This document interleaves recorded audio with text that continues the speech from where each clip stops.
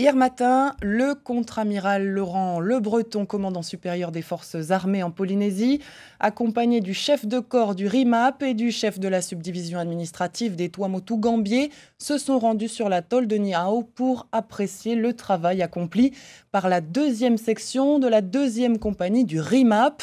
Des militaires basés en France et qui ont œuvré pendant 2 semaines à remettre en état 2 kilomètres de la route de ceinture de l'atoll.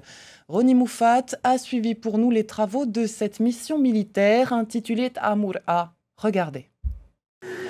Mission accomplie pour la 2e section du RIMAP. Pendant près de 2 semaines, les 23 militaires en poste à Niao se sont attelés à remettre en état la route principale sur près de 2 km de piste. Ils ont également défriché et élagué les abords de la route depuis l'aéroport jusqu'à l'abri cyclonique de Tupana, une mission menée en partenariat avec la commune associée de Niao. Oui. Monsieur le maire n'a pas hésité à nous mettre à disposition beaucoup de matériel, notamment avec le tractopelle, le camion Ben. C'est des chauffeurs qui n'ont pas compté leurs heures pour travailler à notre profit aussi. Et surtout, la population n'a pas hésité à nous donner les machettes ou les débroussailleuses, ce qui a rendu plus favorable et beaucoup plus facile notre chantier. Une fois le chantier principal achevé, le détachement s'est également occupé de nettoyer la cour de l'école primaire, de conditionner les batteries usées de l'atoll, de boucher les nids de poules sur les 3 axes routiers du village, des travaux grandement appréciés. Oui, je suis content pour les travaux qu'on a fait ici. C'est bien pour aider la population sur l'île. Maintenant, on n'a plus à éviter les trous. Maintenant, on peut rouler vitesse. Je suis content, c'est fini la route et quand tu roules par-dessus la voiture, et bien, c'est lisse. Il n'y a plus de trous. Il n'y a plus de trous. Ils sont arrivés ici, comme lui il disait, il y avait plein de trous.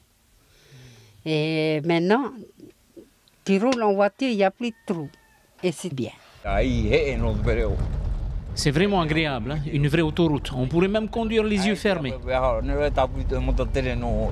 La présence du détachement sur Niao aura permis notamment d'effectuer un recensement de la population et de compléter une fiche technique essentielle en cas de désastre cyclonique ou de raz-de-marée. Les forces armées, comme vous le savez, on a une mission de protection des populations des îles, de mise à jour des infrastructures et la connaissance de l'atoll pour savoir exactement comment on pourrait venir pour porter secours en cas de catastrophe. Ce qu'on ne souhaite pas bien évidemment, mais au moins on sait où on va et comment on peut y aller. Le deuxième volet qui est tout aussi important, c'est le volet contact avec la population, lien avec les Polynésiens. Il faut savoir que les sections qui sont déployées souvent viennent de métropoles, c'est le cas ici, et ne connaissent absolument pas la Polynésie. Et c'est pour eux l'occasion de découvrir la chaleur de l'accueil et la richesse de la culture polynésienne. C'est très important parce que ça marque l'attachement de la République à la population et inversement de la population à l'État. Et les militaires ont, durant leurs 15 jours de travail ici, fait un gros travail matériel déjà, mais aussi psychologique auprès de la population. Le commandement supérieur des forces armées en Polynésie française s'est fixé un objectif sur 3 ans, arriver à dresser une fiche technique des 118 îles et atolls de Polynésie, qu'elles soient habitées ou pas.